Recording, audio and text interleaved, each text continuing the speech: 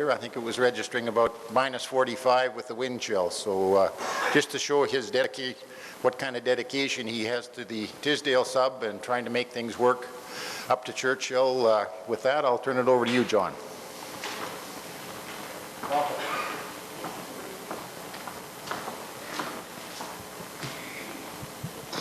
Okay, hope this works now. Yes. First of all, I'd like to thank Sinclair Harrison and the board of the Hudson's Bay Railway Association for inviting CN to participate at this 69th annual meeting of the Hudson's Bay Route Association. It's our pleasure to be here. We know that many times our goals have been different, but I think at the end of the day, we've agreed to disagree, and I think we've always walked away from the table as other gentlemen. I think it's again, thank you to the group here for extending their hand to CN. First of all, just let me tell you a little bit about myself, and I was thinking about it as I was coming here. It says I've been with CN 41 years, and I guess about 30 years ago, I had the privilege of working in Gillam, Manitoba as an operational trainee. And I remember at that time, our old 1800 horsepower unit, 6 or 7 in front, hauling the grain cars up from Thompson up to Gillam to Churchill. And it was quite a sight to see. And I'm glad to see that the port of Churchill is still open today. It was an experience for me in those 30 days I happened to be there in the middle of summer. I do have many stories to tell, but that's another time. But again, thank you for being patient with me this morning, trying to give you the CN view of Churchill, which is not different than yours, but it's our view, and the same as Hudson's Bay Route Association has their view, and the same as Omnitrax. And I think we're all on the same page. We have to work together to ensure the future of Churchill, the future of the Hudson's Bay, the railway. So I guess I'd just like at this time just to get started and sort of go through what we believe our view is at CN. I'm quite sure it's consistent with what you people believe. I guess first of all, I must say that going back to what I began with, CN was the original service provider with the to Churchill. We kept on serving Churchill until 1997, and shortly after privatization, we had submitted to the Canadian government as part of our privatization a list of initiatives that we would undertake to ensure the continued profitability of CN as a private enterprise onwards, and part of that included many of the short lines that you now see here in Western Canada, and also included the Hudson's Bay Railway. If you can we just bear a second? I'm just going to move this around a bit and make it easier for me to go along here. Okay, first of all, Hudson's Bay, as Brad Chase said yesterday, took over their operations in 1997. I think they have to be commended for the work that they've done. They are operating under difficult weather circumstances. They have a good 185 miles where they run through muskeg, and having experienced that in 1981, I'm quite sure it's not different than what it is today. I think since then, over the past 15 years, we've formed a successful partnership to work for the farmers of Western Canada and for the Port of Churchill. We weekly have conference calls between Brad Chase and Jim Newton, who's now our general manager of Western Canada, Prairie Provinces, and they talk about initiatives that they could do in working together to have a smooth pipeline between the CN gathering points on the prairies and Churchill. And again, as Brad mentioned yesterday, each carrier, we bring something different to the table. Brad's group is focused on Churchill, is focused on getting the goods to Churchill from trucks to the Port of Churchill by rail. They have built a transload center in Thompson. They work with us to ensure the fluid transport of goods from the prairie grain elevators up to Churchill. Part of the initiatives that Brad has agreed to with Jim is that he is going to get his crews qualified for distributed power on our trains, which will next year allow us to handle 9,700 tons of freight on each train going up to Churchill. This is a 40% improvement over what we've been doing in the past on smaller trains. But with this power in the middle of the train, we will be able to handle longer trains and better trains. I think I can say is, on behalf of both Brad and myself, that a strong partnership together will only help but grow Churchill. We have all the tools in place. We have our weekly conference calls, and we always talk to one another if there's any problems issuing on our networks. You know, many people say here that Churchill is a Prairie port. Yes, it is the Prairie port, but with, excuse me,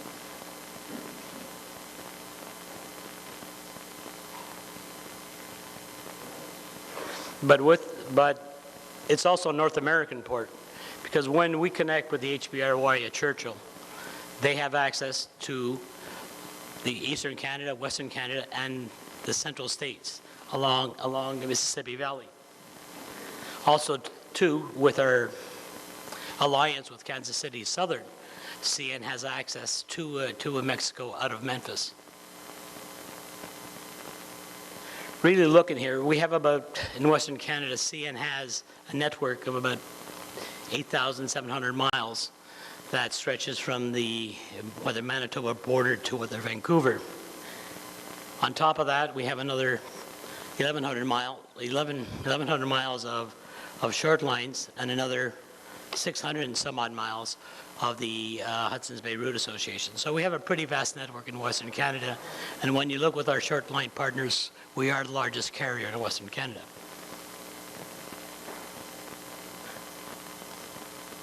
What the majority of our network today is capable of 286, or I should say 268, with our core route being capable of 286.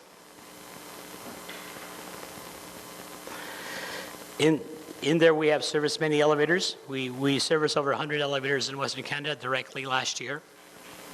In addition to that, we have another 100 producer car sites. Now that's only on CN. That would exclude the 12 producer car sites that are on West Central, the 7 or 8 that are on the Badlands Railway. There are some on the Carleton Trails. Of course, there's the Southern Rail Co-op, which is a producer car site. So we do have, excuse me, I keep on pressing the wrong button. We do have a very large network. In the crop year 2009-2010, we shipped 12.8 million tons off of there. And in the crop year 2010-2011, we shipped 13.1. So we roughly have a network capable of handling 13 million metric tons a year. What is key is that our access to Churchill is the Hudson Bay Route Association. Today, we deliver traffic to DePaul for furtherance to the Hudson's Bay Railway. And last year, for example, that network shipped 637 metric tons. Now, there may be some confusion here. I've seen numbers of 512 and 537. They are consistent. The 512 is the traffic that originates on CN. There was 120 metric tons last year shipped from CP at Regina. So we and HBR handled to the Port of Churchill 637,000 tons. Now, what is intriguing to know is that where this traffic originates. The largest part of this traffic originated at Regina, roughly 28%, and I would say maybe 66% of that was the CP traffic that CP gave to us for Churchill. The remaining amount was basically the traffic that was local to Regina, Moose Jaw, and our Glenavon sub. Saskatoon was the next biggest gathering network for us last year, which basically included the line down to Kindersley, the traffic from the Last Mountain Railway, and that was 27% of the total traffic going up to Churchill last year. The other big gathering spot for us was Kenora. This again was 24% of our traffic came off of there. We had traffic basically came from the Swan River, the Dauphin, Roblin, came off our Margot sub, which goes up to Humboldt, and there's some north Battleford and Hamlin traffic in there. So that was another major gathering point for us last year. And then from Melville, we had roughly another 10%, which was basically traffic from Winnipeg, and the traffic from the main line between Saskatoon and Winnipeg. And at the end of the day, we also handled another 9% of the traffic came off the Tisdale, Melfort, and Brooksby subdivisions. What, as I said before, a major gathering point in this network is Kenora. Kenora is the hub of our operations that goes into Thunder Bay. It's roughly 172 miles between Kenora and Thunder Bay and DePaul. It has roughly, it's comprised of the Assiniboine and Turnberry subdivision. We have 2 passing tracks on that network that are capable of handling the 14,000-ton trains next year. Our daily core service outside of the shipping season is 4 trains per week in each direction. This will basically take the traffic from the Flin Flon smelter, bring it down to Eastern Canada, and bring in inbound goods for Churchill. This is supplemented by roughly 7 extra grain trains a week. Now, these grain trains do not originate in Kenora.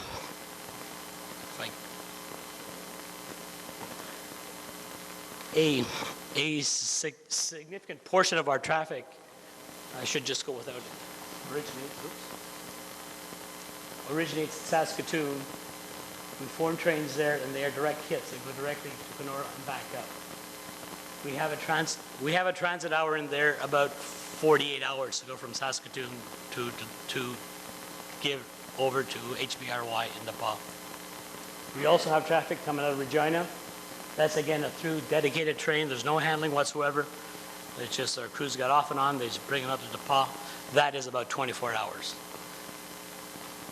But the majority of our other grain trains go directly from Kenora up to DePaul. So we do have a network in place. Each one of those trains next year will be able of handling 9,700 metric tons of traffic, which our existing train service at the current 4 trains a week with regular freight and the 7 trains a week of grain can handle 1 million tons. But we're not handling that today because it's the other quantities not being shipped.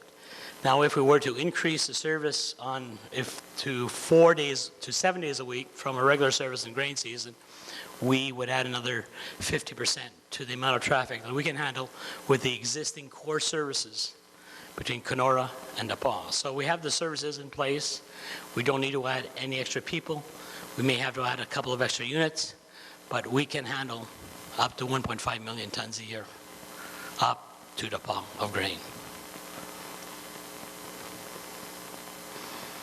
Now, there's been an awful lot of talk over the past couple of days, couple of months about the Tisdale subdivision, and there are 2 major segments in here.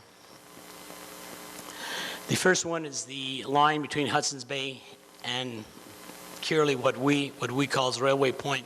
There's, I guess it's Highway 25 that crosses our line just west of or east of Crooked River, and that's basically where, from an operational standard, Kearley is on the CN. So Kearley is about, and there's 53 miles between Kearley and Hudson's Bay. We have decided to retain this line, and the reason why we have decided to retain this line is, number one, when we put this line on the plan,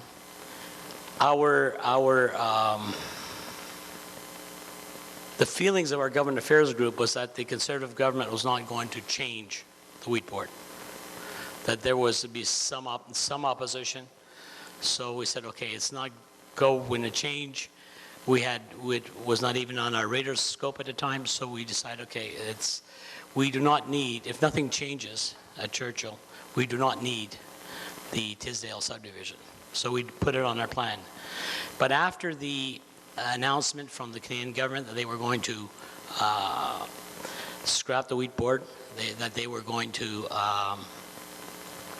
give investment to Churchill to grow and expand, it was our internal decision that to our best interest, we should retain the Tisdale sub as an alternate route.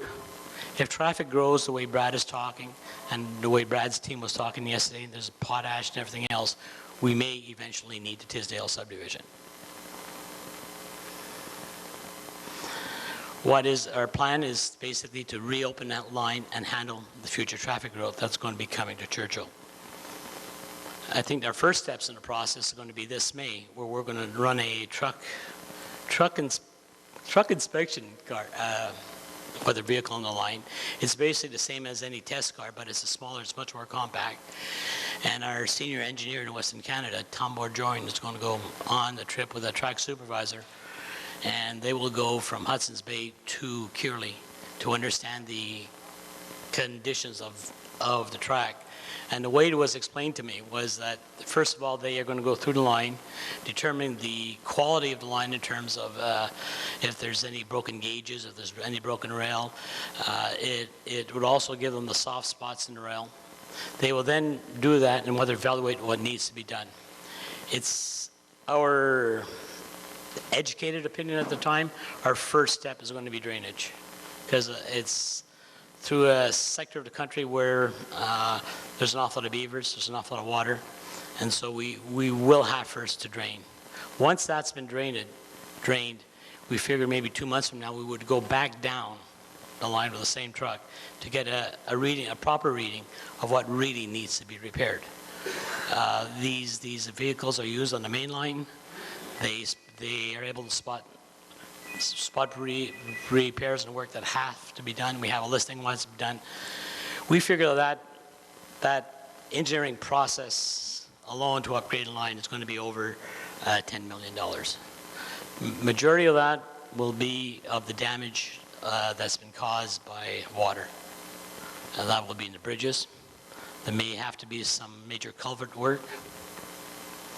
But the line integrity as itself, we feel right now that if it wasn't for the water, we could most likely run a drain down that line at 10 miles an hour, which is class 1 under federal statutes. But our goal is to bring it up to 25. To go from 10 to 25, we do not know how much ballast or ties are going to be required to do it, because that's going to be a thing that you look at once there. There are minimum standards for 10 miles an hour and minimum standards for 25. And we will ensure that at the end of the day, the track is at class 2, 25 miles an hour, which is what the remainder of the network is up in this general area.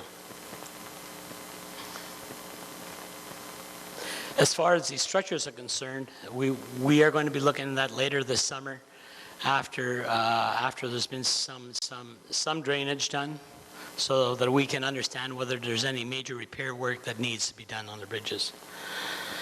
Our estimate will be that this will be maybe a 1 to 2 year project, given that we're starting in July to do some of the work. It's most likely going to have to go into the next engineering year, which will be next year. The other one that we're looking at too, that's been, I guess, on your radar scope too, has been the line between Latane and Birch Hills. Latane and Birch Hills is basically Melfort. Latane, again, is the railway junction point where that abandonment would start. And Birch Hills is where it would end.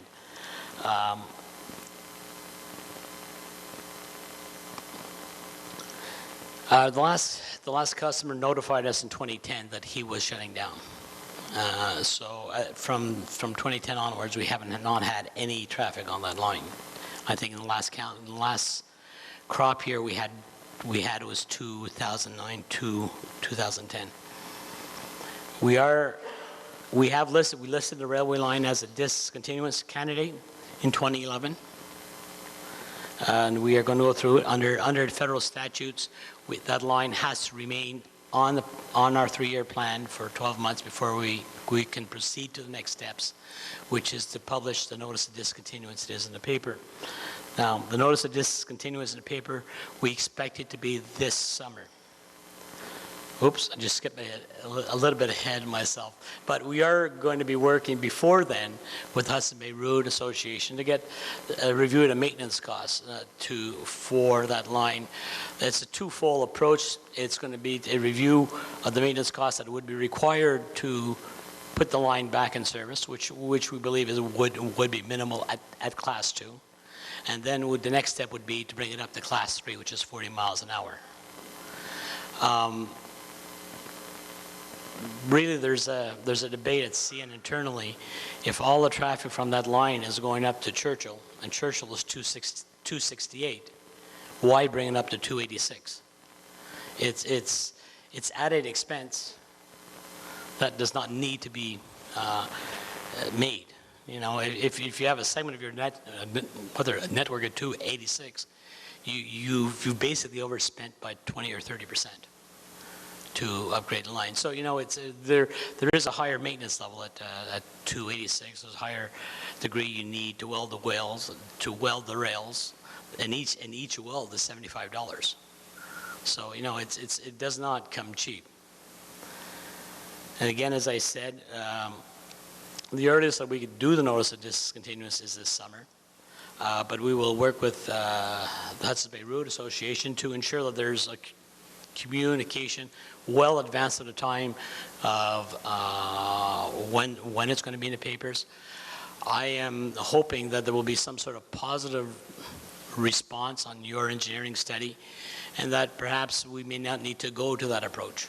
You know, maybe we can transfer to the municipalities without having to go through the formal abandonment process. But that's my wish. I wish I could do it that way, but you know, we'll see what happens. Again, the local stakeholders on the line, the municipalities, are basically the people who hold the key to the future of that line. And as I heard yesterday mention, is that even the western end of that line, which is operated by Omnitrax, has an issue with the bridge across the North Saskatchewan River. So there's significant repairs would be required to make that entire link operational. I guess from a network perspective, we are ready for change. We think that our network can handle the expected growth to Churchill very easily. We are very confident about that. As part of our effort to looking for a change of future, we will reopen the Tisdale line.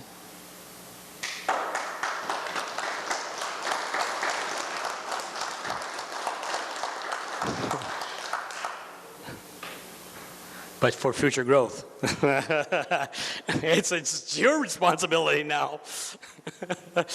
And also too, the agreement with Omnitrax for them to be qualified for distributed power operations to assemble the trains will sort of significantly improve our capacity on the routes that we have now. And again, I think our strong partnership with the Hudson Bay Railway is a key factor in this. While we may on a daily basis or weekly or monthly have the right to disagree, at the end of the day, we all agree that service to the customer is of most importance. And that's why we have these weekly calls to ensure that there's a fluid pipeline to serve the Port of Churchill. And I guess CN is ready to meet the challenges that are coming, both in the changes in the wheat board and the potential for the growth in the Port of Churchill. So, again, thank you for your time and patience. Thank you for inviting CN to be present at this meeting today. It was our distinct pleasure to be here. Thank you.